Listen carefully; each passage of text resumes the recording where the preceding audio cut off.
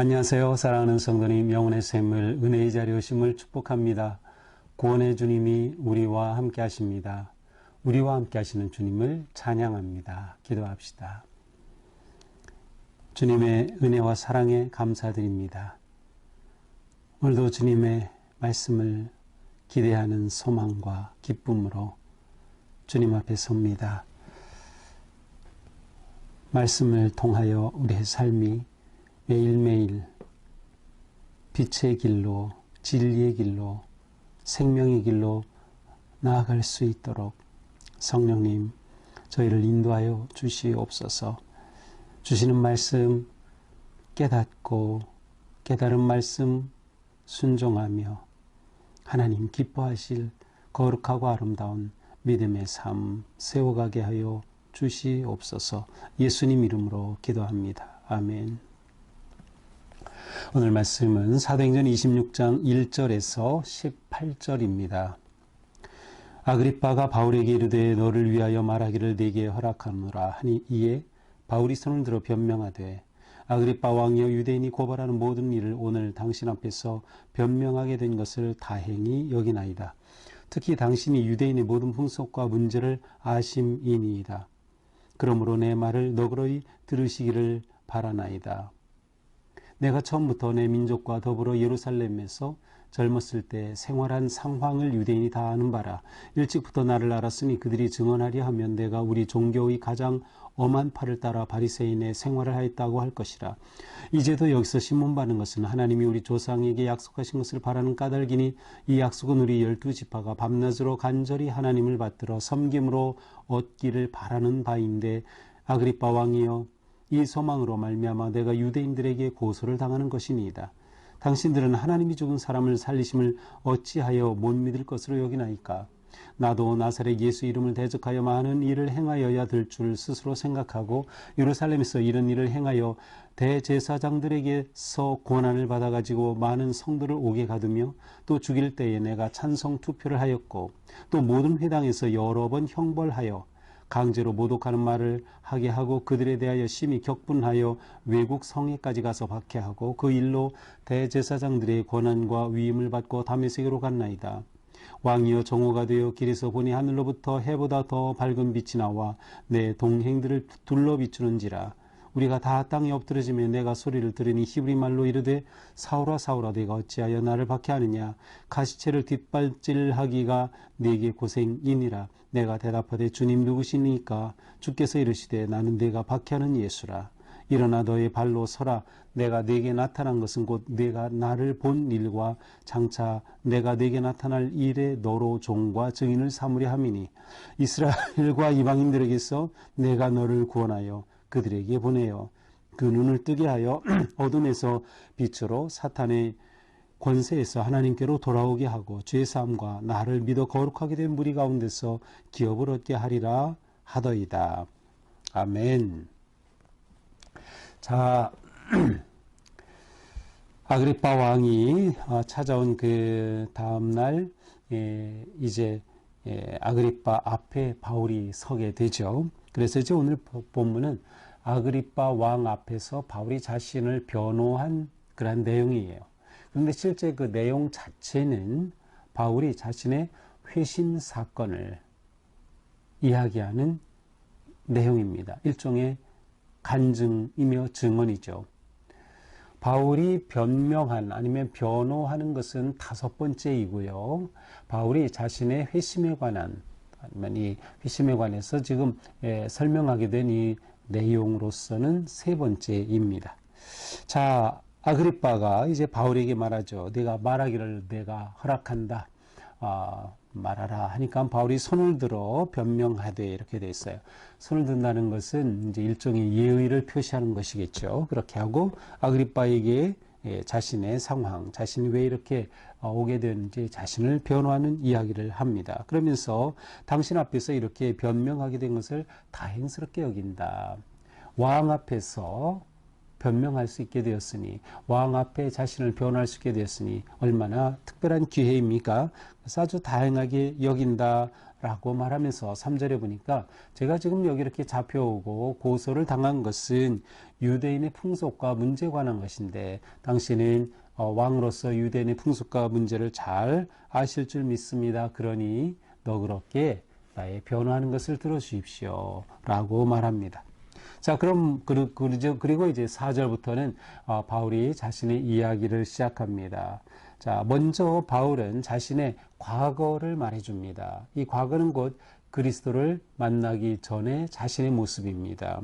자신은 그리스도를 만나기 전에 유대인이 다 잘 알고 있는, 그래서 내 자신이 젊었을 때 많은 유대인들이 예루살렘에서 자신을 다 알고 있었다. 일찍부터 나를 알았다. 그래서 자신이 지금 자기의 과거에 관해 말하는 것이 사실임을 누구에게든지 확인할 수 있다는 것이죠. 그러면서 자신은 바리새인의 생활을 하였다. 자기는 유대인으로서 예루살렘에 거주하며 바리새인이었다. 자, 바리새인이라고 하는 말 하나만 가지고도 바울은 율법에 대해 열심인 자라는 것을 의미하고요. 그 당시에 바리새인들은 아주 존경받는 사람들이었어요. 왜냐하면 하나님의 율법을 지키고자 하고 율법을 바르게 해석하고 율법대로 살고자 하는 사람들이라고 알려져 있기 때문에 누구나 다 유대인들이란 바리새인을 존경하였죠. 그래서 바울이 내가 바리새인이었습니다 라고 말하는 것 자체가 이미 그는 유대인으로서 존경받을 만한 그러한 율법의 열심인 자였음을 말해줍니다. 자, 그런데 여기서 이렇게 신문받게 된 것은 6절 하나님이 우리 조상에게 약속하신 것을 바라는 까닭이다. 하나님께서 우리 조상에게 약속하신 것 곧 율법을 의미하죠. 자, 이 약속은 7절에 보니까 12지파가 밤낮으로 간절히 기다리는 것.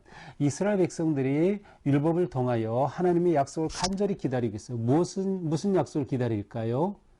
메시아의 오심이죠. 메시아의 오심. 이것은 모든 유대인들이 간절하게 기다리는 것이었어요. 그런데 아그리빠 왕이요 이 소망으로 말미암아 이렇게 모든 유대인들이 간절히 기다리는 메시아에 대한 소망으로 말미암아 내가 유대인들에게 고소를 당합니다.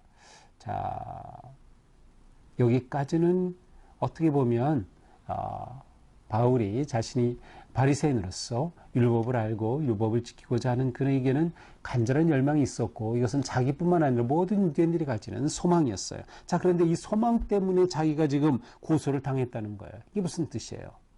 유대인들이 바라는 메시아 기대를 하고 소망하고 있죠. 그런데 바울은 이 메시아가 곧 예수님이라고 하는 사실을 예수님의 부활하신 예수님을 만남으로써 확신하게 된 거예요. 따라서 소망이라고 하는 같은 단어이지만 유대인들이 기대하던 메시아 그들은 아직 메시아가 오지 않았다고 생각하고 있어요. 여전히 기다리고 있죠. 그러나 바울은 예수님이 바로 메시아다라고 하는 그 확신과 경험으로서 바로 이 소망 때문에 자기가 지금 이 자리에 서게 되었다라는 것이죠. 그러면서 묻습니다. 당신들은 하나님이 죽은 사람을 살리심을 어찌하여 못 믿을 것으로 여기나이까? 당신들은 여기에 아그리빠 왕까지 포함해서 유대인들은 내가 부활하신 그리스도, 내가 부활하신 예수님의 그 부활하심을 만났다. 부활하신 예수님 내가 만났다. 그 부활을 증언하는데 왜 그 부활을 믿지 못합니까? 라고 물은 거예요. 나도 과거에는 9절부터 또다시 자신의 과거를 말해요.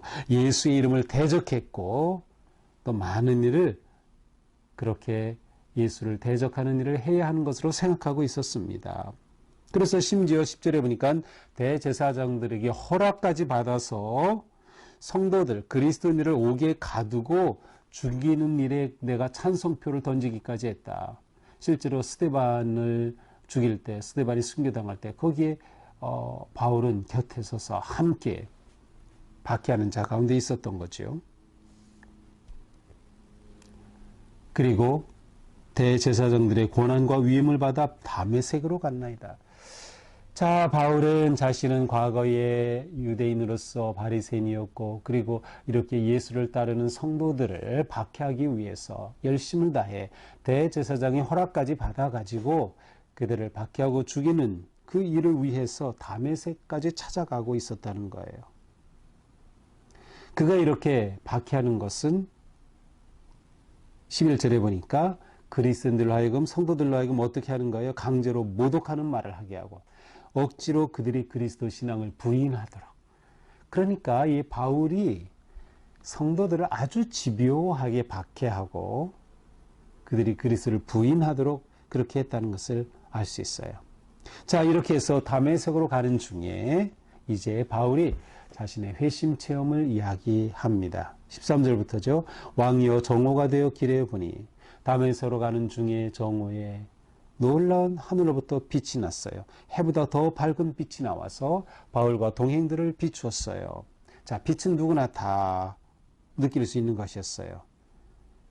그래서 우리가 다 땅에 엎드려지 모두가 그 빛 앞에 땅에 엎드렸어. 그런데 소리는 바울만 들었다고 돼 있죠. 내가 소리를 들으니 어떤 음성이었습니까? 사울아 사울아 네가 어찌하여 나를 박해 하느냐? 가시채를 뒷바질 하기가 네게 고생이니라. 사울아 사울아 어찌하여 네가 나를 박해 하느냐? 이 음성을 들은 겁니다. 가시채를 뒷바질 하기가 네게 고생. 가시채는 이제 가시가 돋친 채찍이에요. 이 가시가 돋친 채찍 자기가 아무리 차봤자 자기만 고통스러운 거예요. 내가 지금 하는 거, 그거 너 스스로가 너에게 고통을 주는 일에 불과하다. 그때 바울이 묻죠. 누구십니까? 주님 누구십니까? 주님이 말씀하십니다. 나는 네가 박해하는 예수다. 제가 앞에서도 말씀드렸지만, 자, 바울은 예수님을 직접 박해했습니까? 아니죠. 예수님은 이미 부활 승천하신 후에요.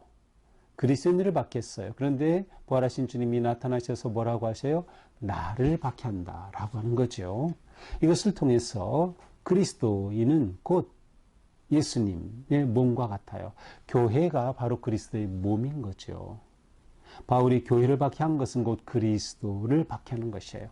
예수님은 왜 내가 나를 박해하느냐라고 물으셨던 것이죠.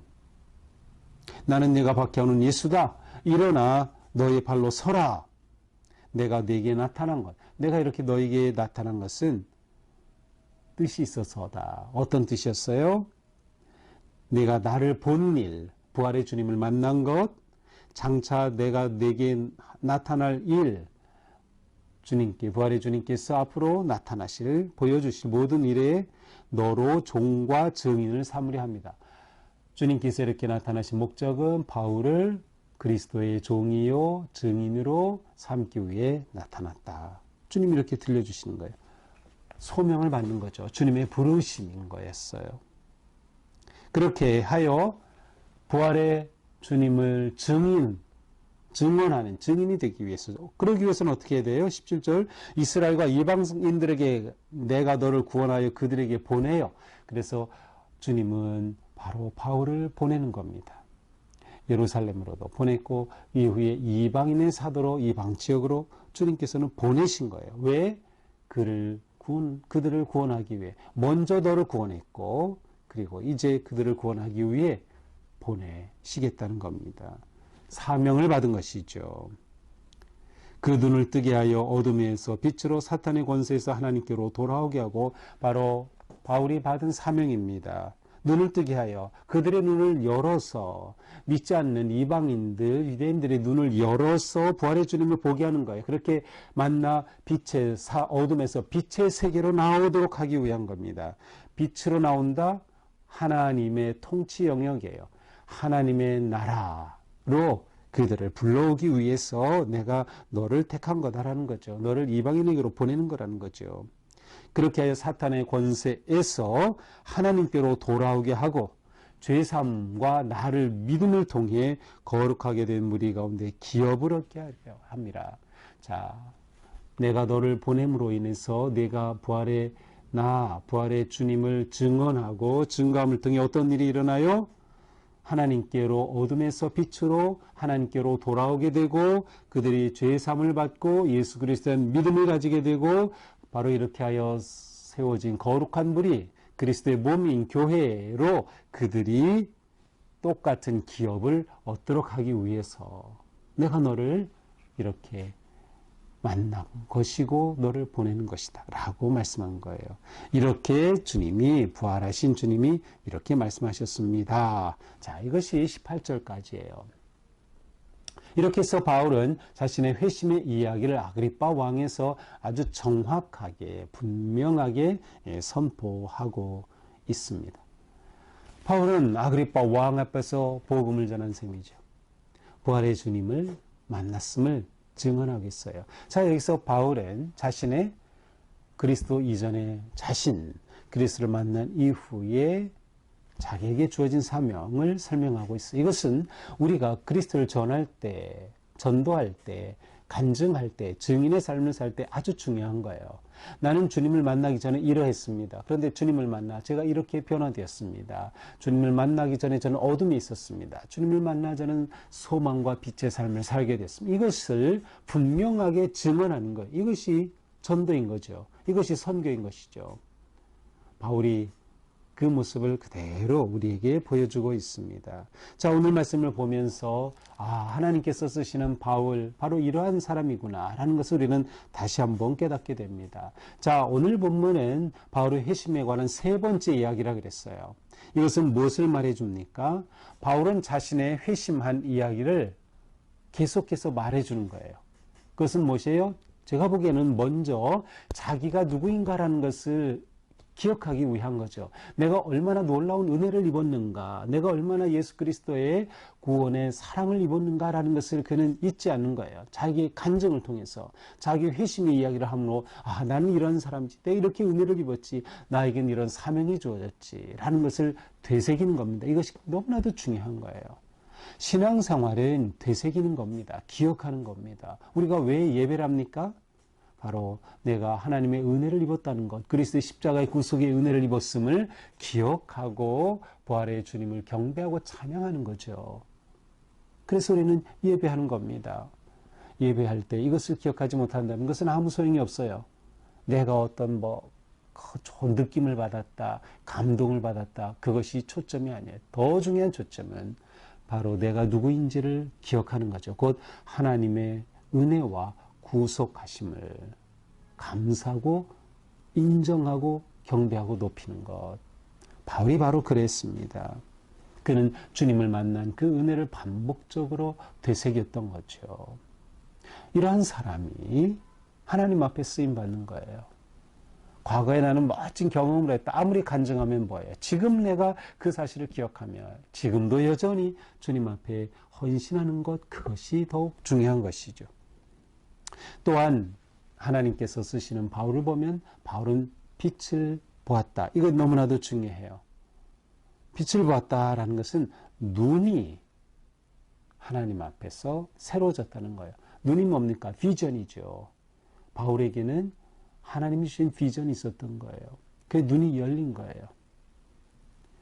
눈이 열리지 않고서는 우리가 하나님의 사람이 되어 온전히 섬길 수 없다. 우리의 눈이 열려져야 합니다. 그래서 우리가 하나님을 보아야 하고 세상의 슬픔을 보아야 하고 세상이 죽어가는 것을 보아야 하고 그때 우리는 생명의 복음으로 세상을 섬길 수 있게 되는 것이죠.